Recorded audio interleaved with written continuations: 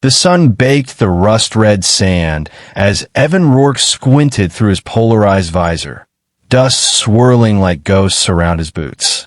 Even out here, far from Earth, far from civilization, the damn grit found a way into his collar, his tools, and his lungs. He adjusted his grip on the equipment crate, grunting as he dragged it across the stone ledge and toward the cave's mouth, yawning like an open wound in the rock. Seismic spike was right around here. He muttered to himself, checking the blinking datapad strapped to his wrist. The reading pulsed green, confirming what the satellite scans had suggested. Subsurface movement, rhythmic, weak but persistent. Not tectonic, not random, deliberate. Evan wasn't paid to ask questions. He was paid to fix things. But sometimes, things didn't want to be fixed. He set the crate down and took a moment to rest, wiping sweat from his neck with the sleeve of his shirt. The company that owned this sector, Viridian Extraction, had sent a perfunctory warning about structural instability, followed by a rushed contract offer. Hazard pay, low priority, just enough to tempt someone past their prime. Evan wasn't old, but he carried the weight of every world he'd worked on in his spine and knees. 42, ex-combat engineer, 5 colonies deep and 2 wars removed. He didn't look back anymore. He just moved forward, one broken valve or scorched circuit at a time. He pulled out the portable scanner, walked toward the narrow crevice barely visible from the plateau. Something about it didn't feel natural, too clean, too evenly eroded. The deeper he went, the more silence pressed in. Not dead silence, but the kind that waits, the kind that listens. Light from the surface faded behind him, but the LED mounted on his helmet pierced the gloom. Walls smoothed by time and heat narrowed into a tight corridor that finally opened into a vast subterranean chamber. The air shifted, not stale, ancient, warm but dry, painfully dry. His boots crunched over ash. Evan stopped. His eyes adjusted slowly to the space. Stalactites hung like jagged teeth above, and the floor bore signs of a long-dead culture. Scorched carvings in a script he couldn't read, melted machinery half swallowed by the stone. He recognized prison architecture, isolation design, military precision, and something else. In the center of the chamber, encircled by concentric rings of broken pylons and blackened restraints, lay a figure. Huge, curled like a dying animal. Charred scales clung to its ribs. Horns spiraled back from its skull like obsidian knives. Its mouth hung slightly open, and from it issued a sound so low and faint he wasn't sure it was real. A rasp. Not breath. Not speech. Just a presence. His breath caught. A part of his brain screamed to leave, to back away and report the sight. But another part, the part that had kept him alive through war zones and collapsed tunnels, leaned forward. He approached slowly, scanner in one hand, the other hovering near the emergency injector on his belt. As he got closer, he saw the chains. They weren't steel or alloy. They were fused directly into the cavern walls, linked through alien devices embedded in the rock. And they weren't rusted or broken. They pulsed, alive in some terrible, subdued way. The creature's eye opened. Only one. The other was sealed by a lid crusted with cracked flesh and bloodstone. The eye that opened glowed, no, smoldered, orange red. Not the bright fire of rage, but the deep ember of something ancient and exhausted. Evan froze. The scanner beeped erratically. Signs of life. Shallow but steady. Reptilian. Amphibious. Something the database couldn't categorize. He took a shaky breath and whispered, "You alive in there?" The eye didn't blink. The chains didn't move. But Evan felt something ripple through the chamber. A vibration in his teeth behind his eyes. He reached for his canteen without thinking, unscrewed the cap, and held it out instinctively. His hand shook. The creature's head shifted just barely, muscles twitching like wires drawn taut. "I don't know if you can understand me," Evan said, stepping closer, "but you look like hell." He tilted the bottle. A few drops fell. They sizzled on a cracked tongue, disappearing instantly into the desiccated maw. The eye blinked once. Then, from the creature's throat, came a sound like stone grinding against stone. It wasn't a roar. It wasn't even speech. It was sorrow. Evan knelt, one knee on the dusty floor, and poured more water. Slowly, carefully, the dragon's mouth opened wider, and for the first time, he saw past the terror. This wasn't a monster. This was a prisoner. He emptied the canteen, then pulled a second from his belt. The dragon didn't surge forward or snap. It waited, patient, as though it had done this before, as though it remembered what kindness used to feel like. As Evan poured, a heat rolled off the beast, not burning but radiant, not threatening but grateful. The cave seemed to inhale. Then something impossible happened. A voice entered his mind, not spoken, not shouted, not even fully formed. Just a word, slow and distant, echoing from somewhere deep within him. Water. He dropped the bottle.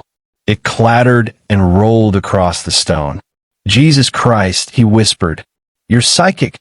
The dragon didn't answer. Its eye closed again, as if that small connection had exhausted what little power it had. Evan's heart pounded. He stood, backed away, trying to process what he just felt. A century-old legend. An alien dragon, buried under corporate territory. Chained, tortured, forgotten, and now thirsty. He turned to leave, to get more water, to think. Before he stepped out of the circle, he paused and looked back. The dragon had not moved, but something in the air had changed. The silence was no longer empty. It waited, just as it had waited for decades. For anyone. For someone. For him. Evan didn't know what this creature was. He didn't know who had built this prison or why. But one thing was certain. This wasn't over. The water tank groaned as Evan fastened the final hose to the pump rig. The old mining trailer, gutted of its original parts, now rattled with repurposed plumbing and storage canisters filled to the brim with clean, chilled water drawn from the colony's deep aquifers. He'd spent the last 2 days building the rig from scraps, working through fatigue and minor injuries without pause. His hands were blistered, his knuckles split from torque wrenches and sharp-edged aluminum. But his mind had never been sharper. Every time he closed his eyes, he'd seen that one glowing eye, heard that voice, felt that word, water. He hauled the rig down the slope into the canyon at dusk, avoiding the main roads. The corporation's satellite drones didn't frequent this far out. Low profit, low interest. He'd made sure to keep his field beacon off, but the idea of being watched burrowed like an itch behind his ears. Still, he pressed forward, wheels crunching over rock, the rig's treads screaming every time the suspension hit a jagged outcrop. It didn't matter. Nothing mattered but getting back to that chamber. When he finally rolled the tank to the crevice, he disconnected it from the trailer, sealed off the nozzles, and dragged a 10-meter hose through the narrow passage. By the time he reached the inner cavern, sweat soaked through his undershirt, and every breath felt like it scraped against iron filings. The dragon hadn't moved. Its body still lay coiled in that circle of ruin, the massive limbs draped over chains that looked too organic to be metal, too precise to be natural. Its eye opened as Evan entered, and something in his chest loosened. "I brought more," he said softly, his voice barely louder than the wind curling through the tunnel behind him.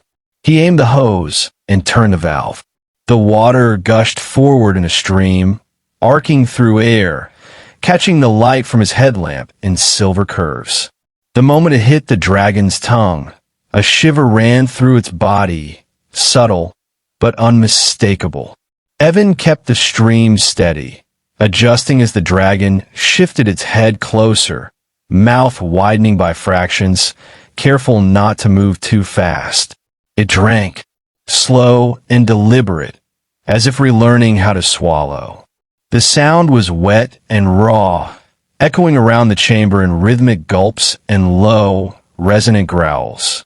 Evan crouched beside the hose, eyes fixed on the creature's chest. With every liter of water, the movement of its breathing grew stronger. Color returned to its flanks. The scales, once cracked and peeling, took on a darker sheen. Faint pulses of light shimmered along the curved bone ridges at its shoulders, like embers reigniting. For the first time, Evan allowed himself to really look. Not at the monster he had feared, but the shape, the design, the intention. This thing wasn't just an animal. It was made, engineered, sculpted with purpose. The anatomy hinted at fusion, organic matter interlaced with biomechanical structures. There were ports at its collarbones, grafted plating down its spine, scars that had nothing to do with battle. Somebody had used this creature like a machine. He felt bile rise in his throat. "What did they do to you?"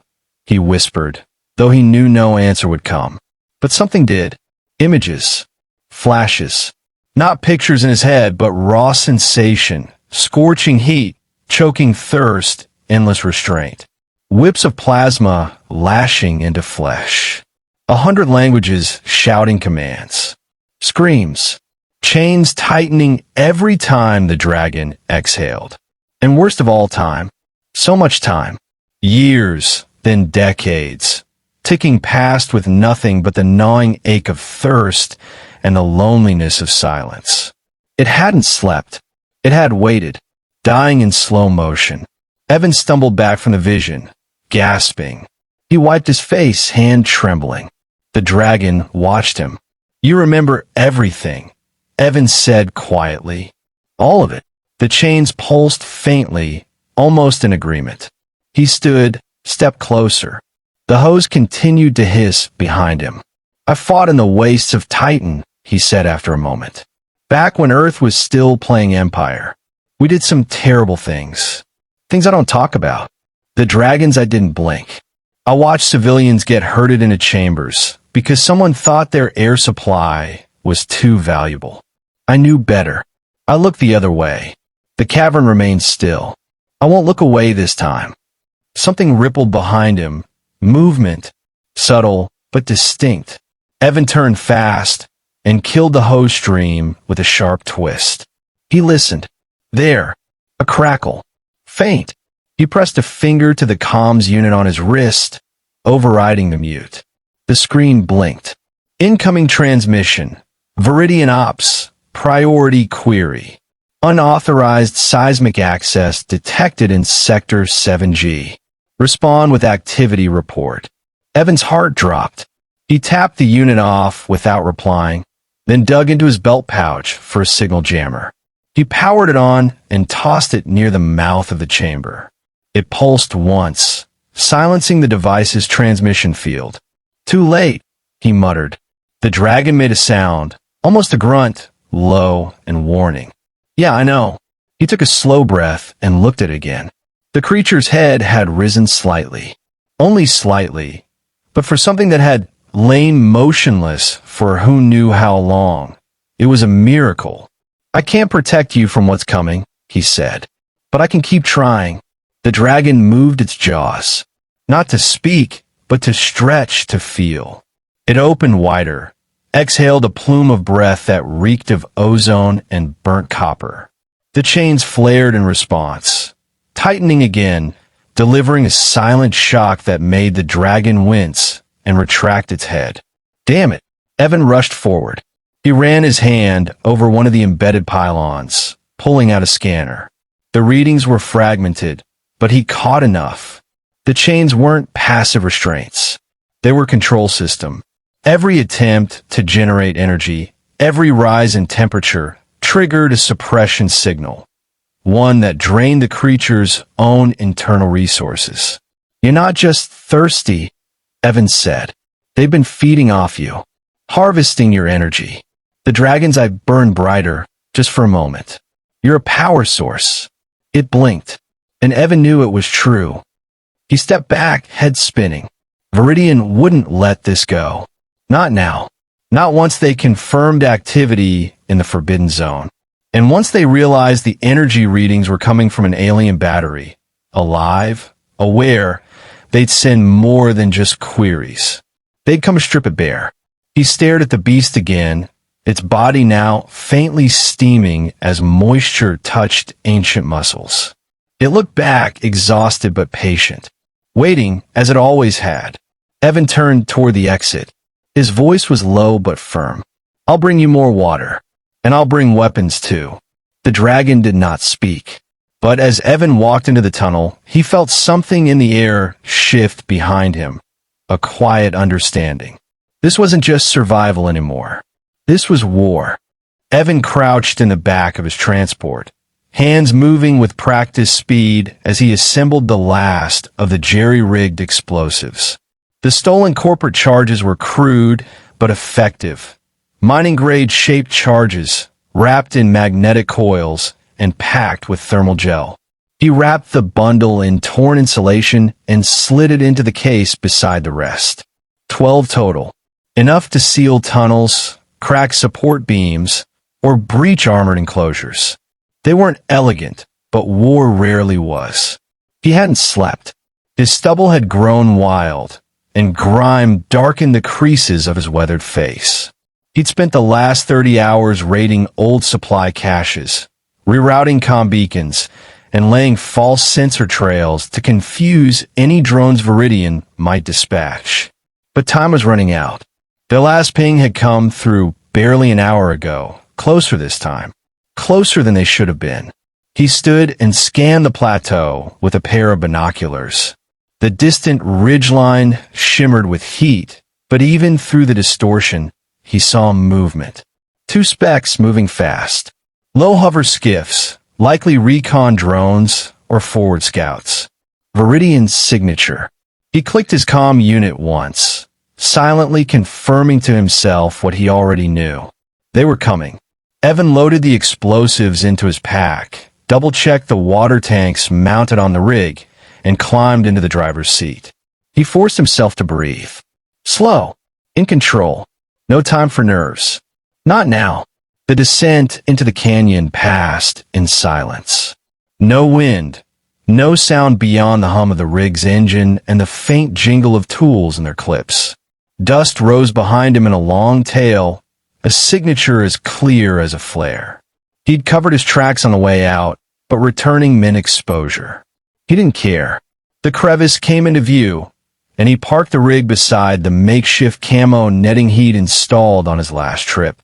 It wouldn't stop a thermal scan, but it would delay the inevitable.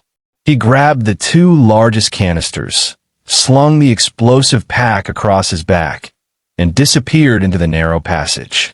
Inside the cave, the air was different. Not just warm now, charged. Like the moment before lightning strikes.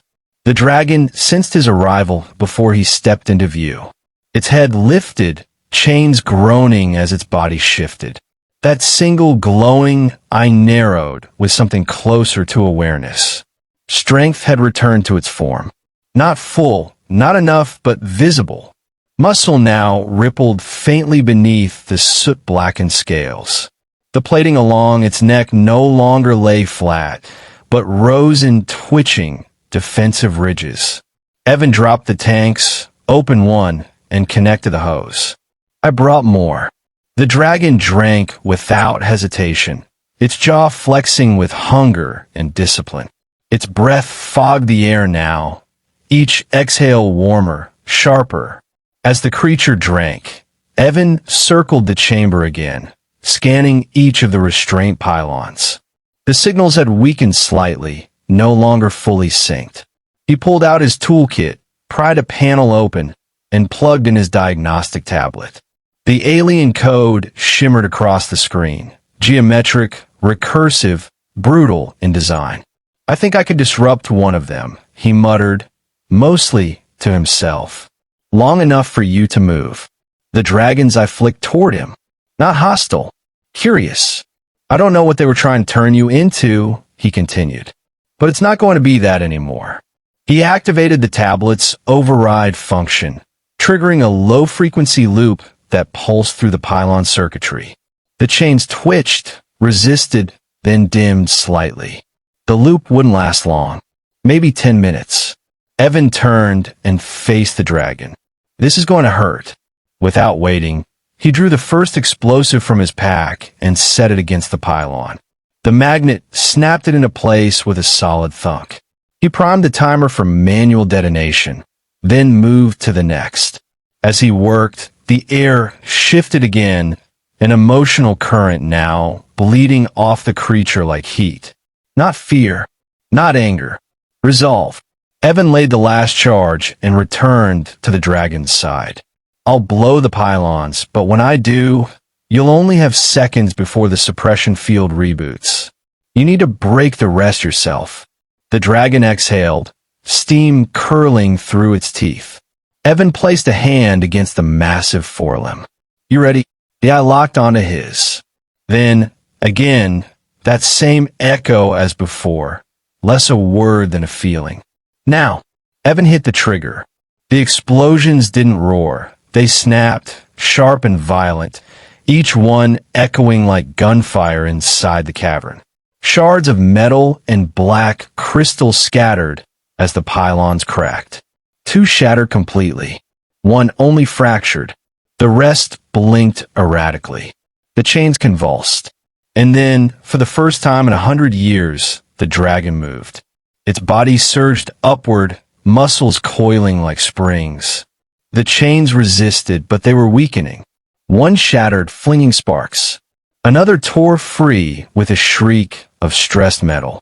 The final restraint at the beast's chest flared, then shattered as the dragon reared, its massive body lifting from the floor in one triumphant, furious motion. The chamber screamed with energy. Dust rained from the ceiling. The alien machinery embedded in the rock lit up and then overloaded, bursting into flame or vanishing in pulses of blue-white heat. The air rippled with the release of something ancient, something wrongfully bound. And in the center of it all, the dragon stood, unchained. Smoke curled from its nostrils. The scales along its body shimmered with renewed heat, no longer black, but veined with glowing lines of molten gold. Its wings, once folded tight and emaciated, spread wide, massive, skeletal, and aching for open sky. Evan stepped back, or rendering him speechless. Then the ground trembled, not from the dragon, from outside. The sensors on his wrist lit up, 6 signatures inbound, all on hover jets. He turned toward the passage. They're here. The dragon turned its head slightly, as if listening. Then it crouched low, and for the first time, Evan saw its mouth curl, not into a snarl, but a smile. He retrieved the last 2 charges from his pack. I'll hold the entrance. You move when I tell you. The dragon lowered itself into the shadows again, wings folding close. It would not flee. Not yet. It would wait. Evan climbed toward the crevice, heart pounding. He didn't have armor. Didn't have firepower. Just tools, explosives, and rage. And somewhere behind him, something older than the stars was watching and remembering how to burn. The first hovercraft crested the canyon rim, its turbines screaming as it dropped altitude and angled for a landing near the rig. Its fuselage bore Viridian's unmistakable insignia. White V slashed through a red sunburst. Evan watched from the shadows of the narrow passage, crouched low with one hand hovering over the detonator clipped to his belt. His breath came slow, controlled. 3 more craft appeared moments later, forming a rough perimeter. Boots hit the ground. Uniformed figures fanned out, weapons drawn, scanning the area with practiced efficiency. No wasted movement. Corporate Special Recon, he guessed. Not the bureaucratic enforcers, the real ones. The kind who cleaned up secrets with body bags and data wipes. Evan slipped deeper into the crevice, then moved fast and silent, hugging the rock until he reached the trigger point he'd wired days earlier. A buried coil of shaped charges sat nestled in a natural bottleneck, the only viable route into the cavern without climbing gear. He tapped the detonator, then paused. Waited. Movement, two operatives sweeping the narrow trail, approaching his position fast. One signaled to the other, pointing toward the faint tire tracks Evan had intentionally left. Bait. They took it. When both reached the coil's marker stone, Evan whispered, "Sorry." He pressed the switch. The explosion tore through the canyon like thunder, shattering stone, spraying molten dust, and collapsing the trail in a single, brutal convulsion. The two scouts vanished beneath the cascade. The shockwave knocked Evan onto his side, grit burning his face. He scrambled back into the tunnel, his heartbeat thudding in his ears. Screams echoed from above. Then static-filled comms shouted orders, confusion, panic barely restrained. They'd underestimated him. Again, he sprinted into the cavern. The dragon was already rising. Its eyes were molten now, casting light like twin suns. The wings, once folded like broken fans, had fully extended. They scraped against the cavern ceiling, sending flakes of soot and debris fluttering down like ash. They're in disarray, Evan panted. "You've got maybe a minute." The dragon didn't wait for a second confirmation. It surged forward, claws carving deep into the stone. The chains clattered uselessly at its feet now, broken, powerless. With a single leap, it crashed through the side tunnel, sending a wall of dust billowing into the darkness. Evan followed, shielding his head as he ran in its wake. They emerged into the main shaft, just behind the collapse site. The remaining Viridian teams had repositioned, weapons raised, but they hadn't expected this. The dragon burst from the rubble like a god reborn, fire blooming in its throat. A trooper screamed. Someone fired. Too late. The dragon's breath wasn't simple flame. It was plasma, ionized and pure. It arced like a whip of solar fury, slicing through the air and engulfing two of the hovercraft in blinding light. Metal liquefied. Men evaporated mid-shout. Evan took cover behind a slab of stone as the heat rolled past. His skin prickled, sweat instantly boiling on his brow. He peeked out just long enough to watch the dragon pivot, wings slicing downward like scythes. The rest of the operatives scattered. One fired a rocket. It struck the dragon's chest, flaring on impact, but the blast didn't slow it. Not anymore. The dragon leapt again, this time higher, smashing through the upper ridge in a cascade of debris and light. The sky split above them, sunlight pouring into the chasm for the first time in what felt like centuries. Evan climbed out from cover and sprinted toward the last remaining hovercraft. He didn't know how to fly it, but he could scuttle the comms, stop any calls for backup. He wrenched open the hatch and tore into the control board, slamming his multi-tool into the NAV relay. Alarms blared. Sparks rained. Then, above him, a shadow.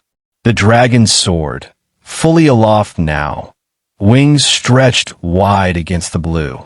Its body cut a silhouette that dwarfed the canyon walls, tail streaming like a comet's trail. It banked hard, circling once, then dropped. Evan ducked instinctively as it passed overhead, but the dragon didn't attack. It landed in the center of the canyon, crushing a scorched hovercraft beneath one clawed foot. The surviving Viridian agents were retreating, panic overriding protocol. A few fired as they ran, but their rounds sparked harmlessly off its armored flanks. It could have killed them. It didn't. Evan emerged, hands raised, covered in soot and ash. The dragon turned to him, breath misting in the air, not with rage but clarity. They regarded each other in the silence that followed. No words, just understanding. He stepped forward cautiously, until he stood mere feet from its snout. His voice was hoarse. "You're free now." The eye blinked. Then again, that pulse in his head, not words but emotion, gratitude, warning, and something more. Evan hesitated. "They'll come again, won't they?" The dragon nodded. More ships, bigger guns. Another nod. Evan exhaled and looked up at the sky. "Then I guess we'd better be ready." The dragon tilted its head. Then slowly it crouched and lowered a wing. At first, Evan didn't understand. Then his heart slammed his chest. It was offering him a place. He stared for a long second. The last mechanic on a mining outpost, one man surrounded by death, offered a ride on a myth. He stepped onto the wing. The heat radiating from its body should have seared his boots, but it didn't. The membrane beneath his feet flexed, warm but solid. He climbed hand over hand until he reached the base of its neck, where the plating curved in natural grips. He seated himself there, gripping tight. The dragon launched into the sky. The ground fell away in a blur. The canyon shrank to a scar on the planet's surface. Above them, clouds rolled back like curtains. The wind tore at Evan's clothes, his skin, his soul. But he was smiling. They soared for miles, silent and unseen, until the horizon revealed a scattering of glinting towers. Viridian's nearest stronghold. The dragon growled low. Evan leaned forward. Not yet, but soon. He felt the answer in the pulse beneath him. A shared promise. The mechanic and the dragon, two relics born of suffering and war, had found each other in ruin, and together they would become legend.